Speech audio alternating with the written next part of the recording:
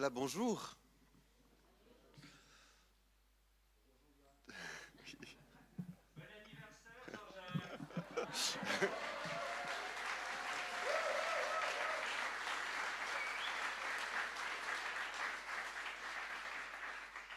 Merci. Bon, je peux commencer?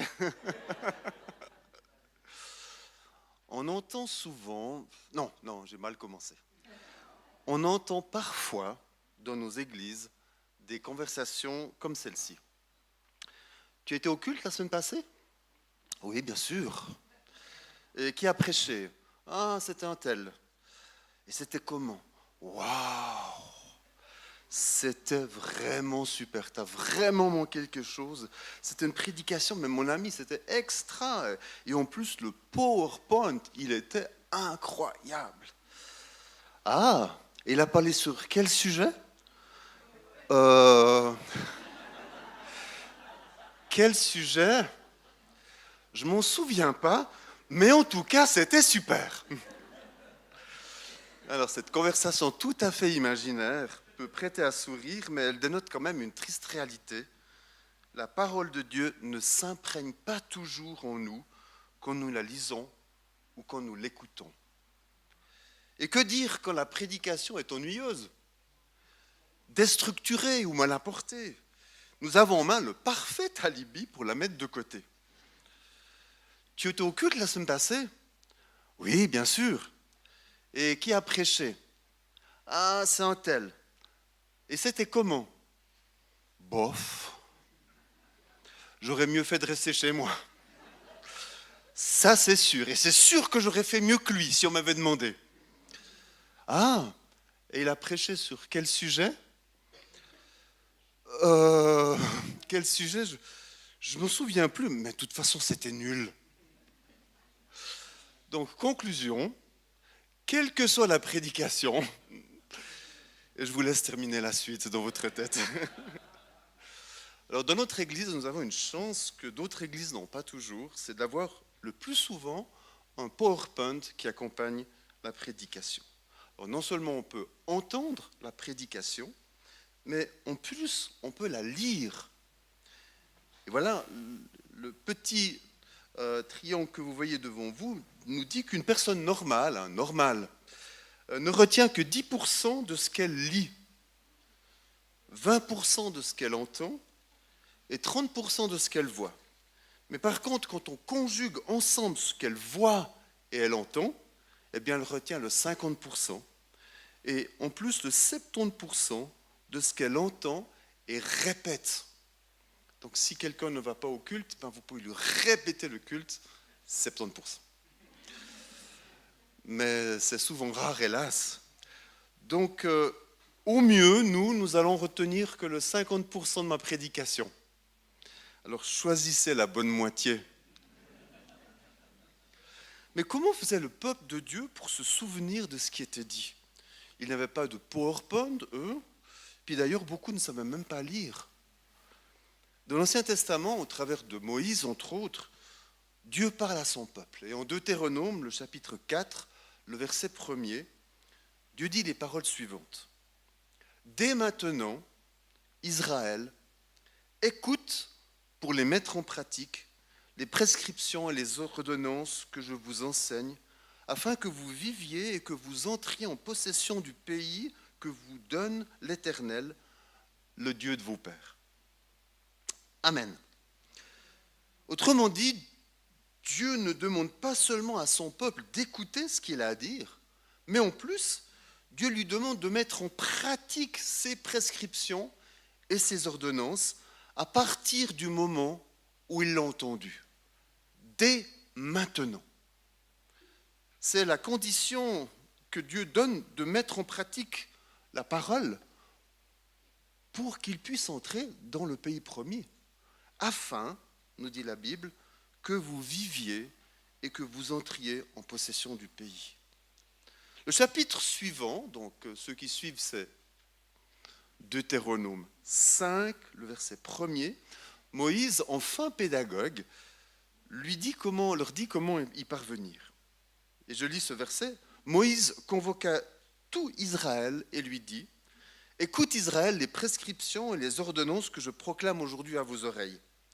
Apprenez-les, observez-les pour les mettre en pratique.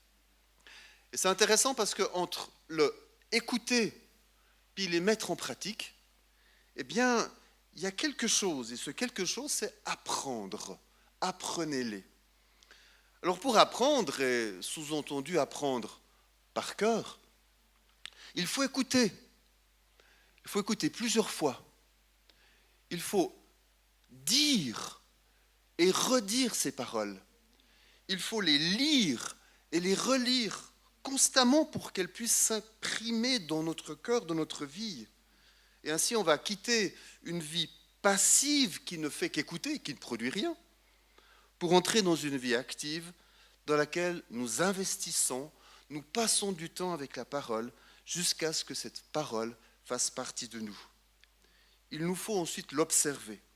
Non pas la regarder de loin, mais la racine hébraïque a donné le mot « garder », avec l'idée de la voir avec soi, sous la main, pour pouvoir la méditer, l'observer, la regarder à n'importe quel moment de la journée.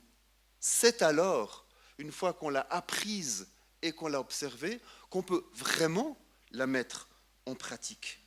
Et la suite de ce chapitre 5 montre la détermination du peuple de Dieu à entrer dans les plans que Dieu avait pour eux. Et voici ce que les Juifs vont dire à Moïse au verset 27. Approche-toi, écoute tout ce que dira l'Éternel notre Dieu, et toi, tu nous rediras tout ce que l'Éternel notre Dieu t'aura dit. Nous écouterons et nous le ferons. Israël a confiance en ce que Moïse va recevoir de la part de Dieu, sans même connaître le contenu de ce qui va être partagé. C'est comme s'il signe une page blanche et laisse le soin à Dieu de la remplir. Ainsi, ils vont écouter les paroles de Dieu, toutes les paroles de Dieu, et les mettre en pratique avec une déclaration solennelle, nous écouterons et nous le ferons. Nous écouterons et nous le ferons. Chacun a sa part de responsabilité. Moïse doit apporter la parole de Dieu, celle que Dieu a pour eux, à ce moment précis, à un temps donné. Et eux, les Juifs, s'engagent à faire ce que Dieu a montré, quelle que soit cette parole. Nous écouterons et nous le ferons. Dimanche prochain, ce sera notre pasteur principal, Luc Haussmann, qui apportera la prédication. Et en référence à Deutéronome 5, 27, nous, en tant qu'Église, nous lui disons aujourd'hui... Non, attendez. Vous allez trop vite, là. On voit que vous êtes encore jeune. Luc, approche-toi de Jésus. Écoute tout ce qu'il a à te dire. Et toi, tu nous rediras par ta prédication tout ce que l'Éternel, notre Dieu, t'aura dit. Nous écouterons et nous le ferons. Amen. Ça vaut la peine que je le redise parce que des fois on dit je ne me souviens pas, j'ai oublié, c'était nul. Luc, approche-toi de Jésus, écoute tout ce qu'il a à te dire. Et toi, tu nous rediras par ta prédication tout ce que l'Éternel notre Dieu t'aura dit. Nous écouterons et nous le ferons.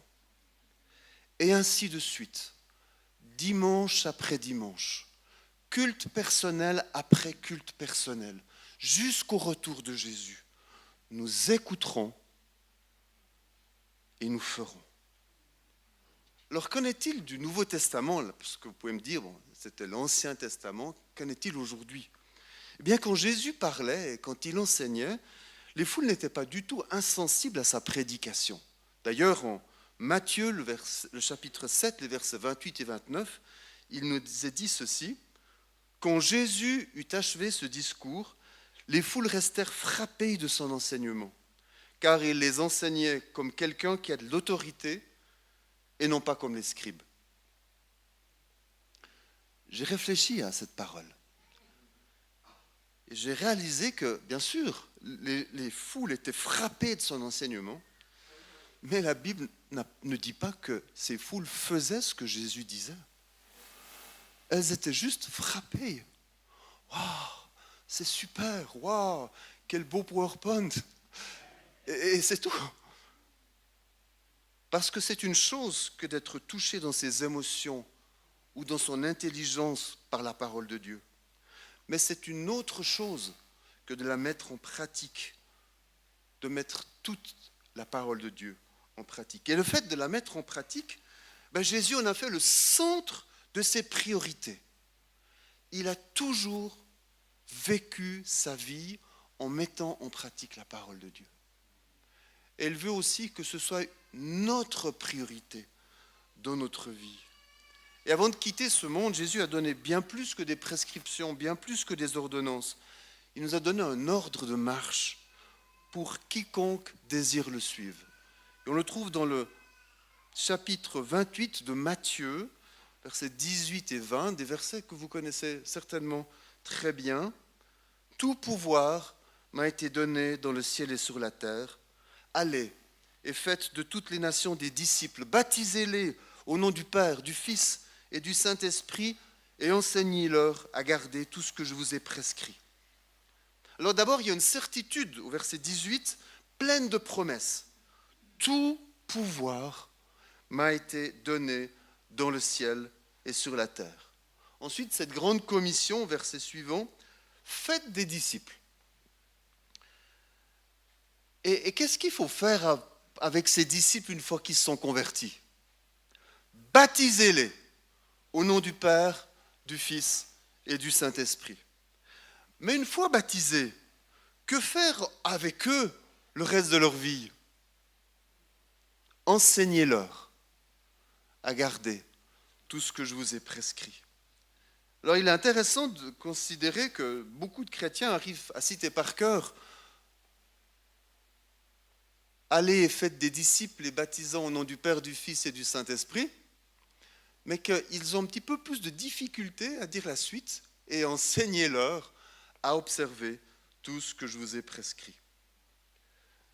Cette parole de Jésus ne s'adresse pas seulement à ses apôtres, mais également à toute personne qui a accepté Jésus comme Sauveur et Seigneur, à moi, mais aussi à vous. Parlons un peu grec. Je lis le ministère de pasteur et d'enseignant. Et justement, le premier verbe enseigner de ce verset 20, enseignez-leur à garder tout ce que je vous ai prescrit, en grec se dit didasko, et puis en français, ça a donné le mot didactique, qui instruit, qui explique, qui est pédagogue. Et enseigner, dans la Bible, le mot enseigner est quasiment toujours utilisé dans le contexte d'enseigner la parole, d'enseigner la Bible. Et puis, ça veut donc dire transmettre une connaissance, transmettre une valeur, un commandement, transmettre un ordre. C'est faire apprendre aux autres. Et l'élève, puisqu'il y a une sorte d'apprentissage, d'école, la Bible ne met pas le mot élève, elle met le mot disciple. Mais c'est la même chose. Un élève, c'est un disciple. Elle reçoit cette connaissance d'autres personnes et dès sa conversion, elle va commencer cet apprentissage d'apprendre des choses nouvelles qu'elle ne connaissait pas avant. C'est pour ça qu'il faut les enseigner. L'Église, c'est une école biblique permanente où on apprend à tout moment, tout au long de l'année. Et dans vos Bibles, c'est traduit par « enseignez-leur, apprenez-leur ». Cette racine du verbe enseigner, didasko, est utilisée 220 fois dans le Nouveau Testament. Ça veut dire une fois tous les 36 versets. C'est énorme. Et je me suis dit que c'est vraiment le fil rouge de la vie du disciple. d'être enseigné. Un disciple doit être enseigné s'il veut grandir. Le deuxième verbe, garder, dans ma version colombe, terein en grec, c'est garder, c'est veiller, c'est observer comme une sentinelle. Et dans vos Bibles, il est traduit par observer, obéir, mettre en pratique, pratiquer ou garder. Et enfin, le troisième verbe, prescrire, se dit entelomai, et puis ça veut dire commander, prescrire, donner des ordres pour atteindre un but. Et dans vos Bibles, vous trouvez le mot prescrire, donner et commander. Et quelle que soit la version de votre Bible, le sens est toujours identique. Jésus nous demande d'être des étudiants de sa parole et de faire ce qu'il nous dit. Alors on peut continuer et combiner ces différentes traductions. Je vous en propose 3. La première, apprenez à garder tout ce que je vous ai donné. Une deuxième, enseignez-leur à obéir à tout ce que je vous ai prescrit. Une autre, apprenez-leur à mettre en pratique tout ce que je vous ai commandé. Vous pouvez vous amuser à combiner d'autres parties de ce verset. Le sens est toujours le même. Dieu désire que nous fassions ce qu'il nous demande. Il reste un petit mot qui a une grande importance dans ce verset 20. C'est le mot « tout ». Enseignez-leur à obéir à tout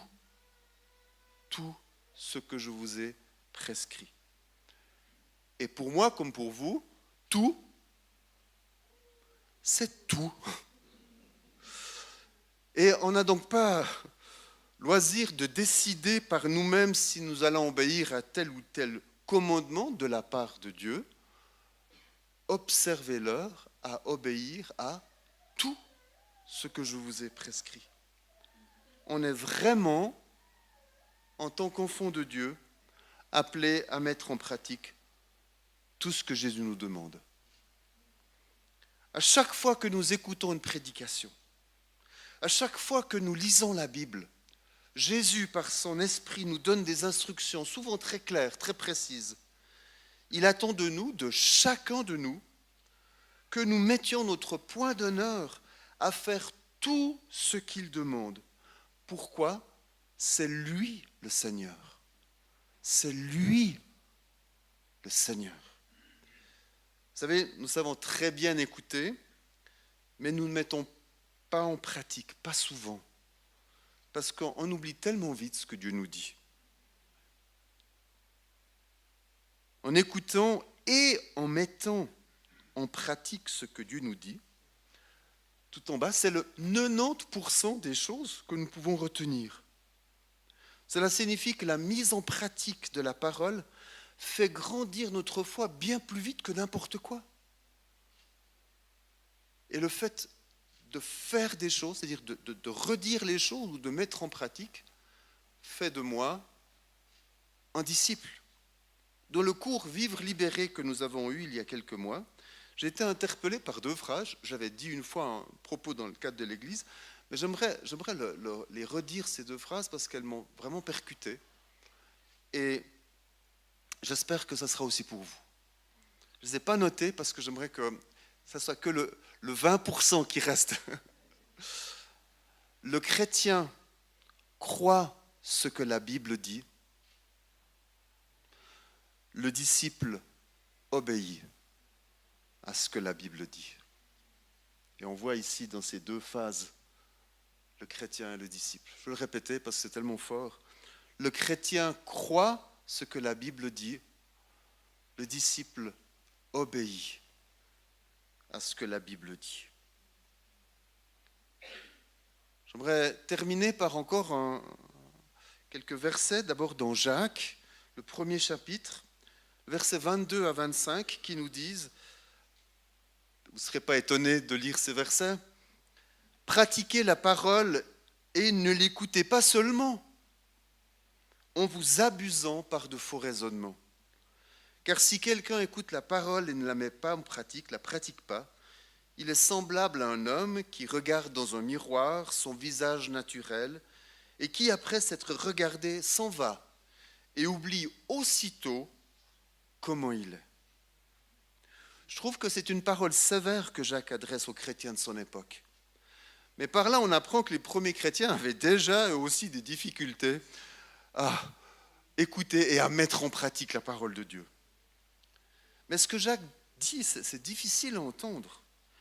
Il nous dit, écouter la parole, ça ne sert à rien. Je peux venir au culte dimanche après dimanche pour écouter la parole de Dieu, mais si je fais rien, mais j'ai gâché mon temps. Je m'abuse moi-même en croyant que je plais à Dieu. Et Jacques compare l'écoute de la parole à une personne qui se regarde dans un miroir. Elle se voit telle qu'elle est, sans filtre, Instagram, sans retouche, vraiment comme elle est. Mais si son visage est sale et qu'elle voit cette saleté sur son visage, c'est comme si elle ouvre la Bible et qu'elle voit son état spirituel.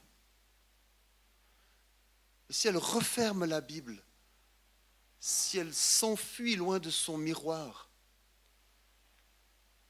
et qu'elle oublie que cette personne, elle est sale,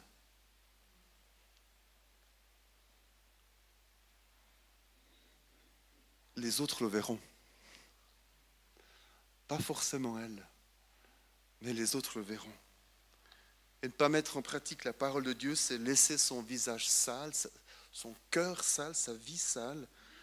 C'est oublier que le péché nous salit, c'est oublier ce que le miroir nous montre, c'est nous abuser nous-mêmes en croyant que tout va bien. Jacques dit, pratiquez la parole et ne l'écoutez pas seulement, c'est drôle, hein? Comme si les gens de son époque, ils faisaient qu'écouter seulement la parole de Dieu, puis après ils disaient, ah, c'était super, on a vu Netflix, au revoir. Pratiquez la parole et ne l'écoutez pas seulement, en vous abusant par de faux raisonnements. Car si quelqu'un écoute la parole et ne la pratique pas, il est semblable à un homme qui regarde dans un miroir son visage naturel et qui, après s'être regardé, s'en va et oublie aussitôt comment il est.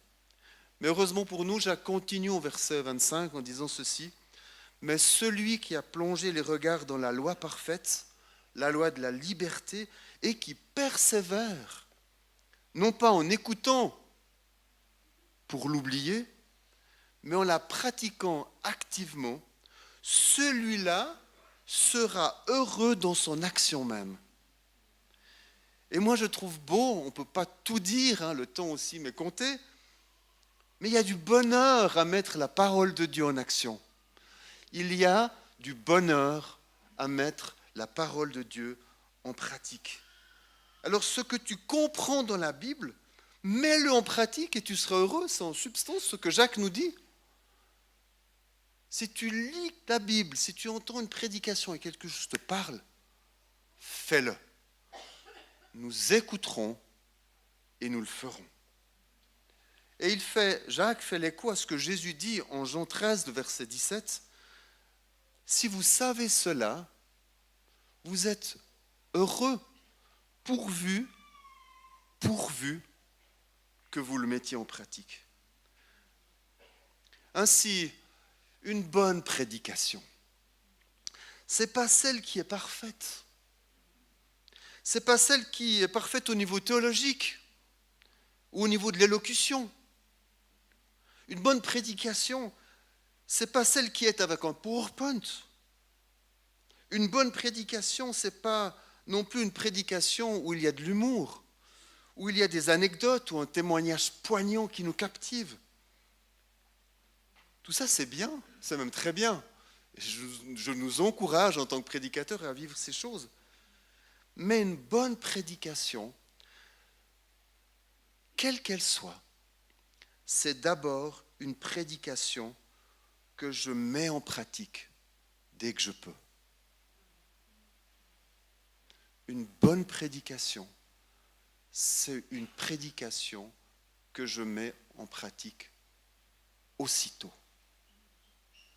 Et je serai certain de ne pas l'oublier.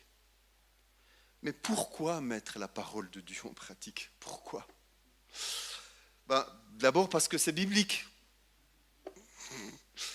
Oui. Mais même si c'est biblique, c'est pas pour ça. D'abord parce que Dieu me le demande. Non. C'est pas d'abord parce que Dieu me demande que je mette la parole de Dieu en pratique. Puis c'est pas d'abord pour être heureux non plus, même si j'ai bien envie d'être heureux en mettant la parole de Dieu en pratique. Puis c'est pas non plus d'abord parce que Jésus est Seigneur de ma vie que je mets en pratique la parole de Dieu. Je mets sa parole en pratique parce que j'aime Jésus.